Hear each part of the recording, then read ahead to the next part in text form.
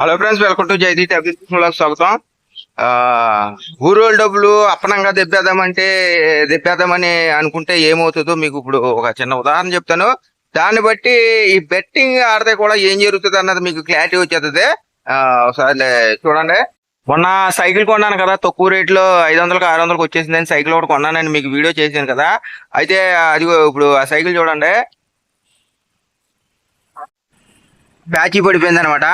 Patch ఆడిపోయిందని cycle shop తీసుకెళ్లి చూపిస్తే cycle shop కూడా అన్నారు మొత్తం లోన ట్యూబ్ అంతా పోయిందండి, టైర్ కూడా పగిలిపోయింది, టైర్ కూడా మార్చుకోవాలి, టైరు ట్యూబ్కి 500 అవుతుంది, మొత్తం 2 మార్చుకోవాలి అని చెప్పన్నాడు. Tyre tube మార్చుకోవాలంట. ఆ రోజు ఏంటంటే తక్కువలో వచ్చేది కదా, అప్పనంగా దెబ్బేద్దాం అని చెప్పేసి తీసేసుకున్నాను. మొత్తం ట్యూబ్ ఇగో టైర్ కూడా పగిలిపోయింది. ఇదంతాను టైరు ట్యూబ్ మార్చుకోవాలంట. ఇప్పుడు అంత దూరం నడవాలి, సైకిల్ నడిపించుకుంటా తీసుకెళ్తాను. చూడండి, ఇదంతా చెత్త రోడ్డు పక్కన వర్షం ఒకటి వచ్చేసిందేమో, మొత్తం నీళ్లు అయ్యి బురద మొత్తం నడుచుకుంటా ఈ బురదలో నడుచుకుంటా వెళ్ళవలసి వస్తుంది. సైకిల్ ని గెంటుకుంటాను, తోసుకుంటా. చూడండి ఎంత ఎలాగున్నదో రోడ్డు అంతాను. ఇప్పుడు నేను చెప్పేది ఏంటంటే మ్యాటర్ ఎందుకనే, ఇదంతా సైకిల్ గురించి, ఇదంతా మాకెందుకు అనుకుంటున్నారేమో. ఇప్పుడు చెప్తాను వినండి. మీరు 100 రూపాయలు పెట్టి ఆడేసి, 1000 పెట్టి ఆడేసి అయితే వాడు లక్షలు ఇచ్చేయడానికి ఆడు ఎర్రిపప్ప కాదు. కాబట్టి ఇప్పుడు నేను చెప్పింది ఏంటంటే, ఈ సైకిల్ కూడా చూడండి 500 600 వచ్చేసింది, తక్కువగా వచ్చేసింది అని చెప్పి తీసుకున్నాను. ముందు చాలా ఉత్సాహం, మొత్తం అట్రాక్షన్ గా కనపడిపోయింది. ఓహో సూపర్ గా ఉంది అనుకున్నాను. ఇప్పుడు ఈ ట్యూబ్ టైర్ కూడా పోయిందంట. లోనకి వెళ్ళిన తర్వాత తొక్కిన తర్వాత తెలిసింది లోన టైరు ట్యూబ్ దెబ్బిందని. అది విషయం మీకు చెప్పాను కదా. ఇప్పుడు దానికి 500 600 అవుతుందంట. అలాగే మీరు ముందు డబ్బులు ఒక 500 పెట్టి 1000 రూపాయలు పెట్టి ఆడైతే మీకు 1000 వచ్చేసిన తర్వాత ఆహా ఇంకా చాలా బాగుంది, సూపర్ అని చెప్పేసి అనుకుంటున్నారేమో.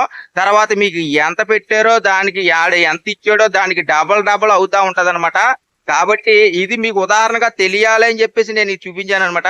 ఇప్పుడు దీనికి పెట్టుబడి పెడతాను, పెట్టకుండా ఉన్నాను, కానీ రిపేర్ వచ్చినప్పుడల్లా పెడతానే ఉండాలి. ఇంకా ఏంటంటే దీని భాగవతం అంతా ఇప్పుడు బయటపడవు కదా, తర్వాత బయటపడతా ఉంటది.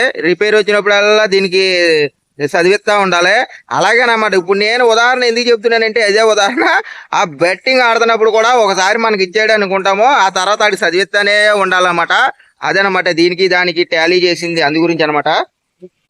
ఇంకా నేను ఆఖరిగా చెప్పేది ఏంటంటే, ఈ సైకిల్ లాగా మీ జీవితాలను కూడా నాశనం చేసుకోకండి. ఈజీగా వచ్చింది ఈజీగానే పోతుంది. అప్పనంగా ఇచ్చేయడానికి ఆన్లైన్ సైట్ బెట్టింగ్ కూడా ఏమి ఎర్రిపప్ప కాదు, మనం ఎర్రిపప్పులో. కాబట్టి దయచేసి వచ్చేసినాయి కదా అని చెప్పేసి మొదట్లో వచ్చేసినాయి కదా ఇలా ఇచ్చేస్తాడు కదా అని అనుకోకండి. తర్వాత ఎలా లాగాలో అడిగి తెలుసు.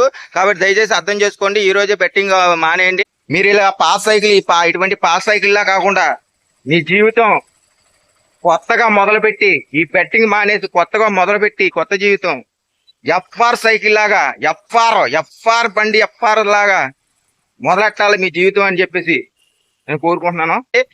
మీకు ఈ వీడియో ఇన్ఫర్మేషన్ ఉంటే కనుక ప్లీజ్ దయచేసి లైక్ చేయండి.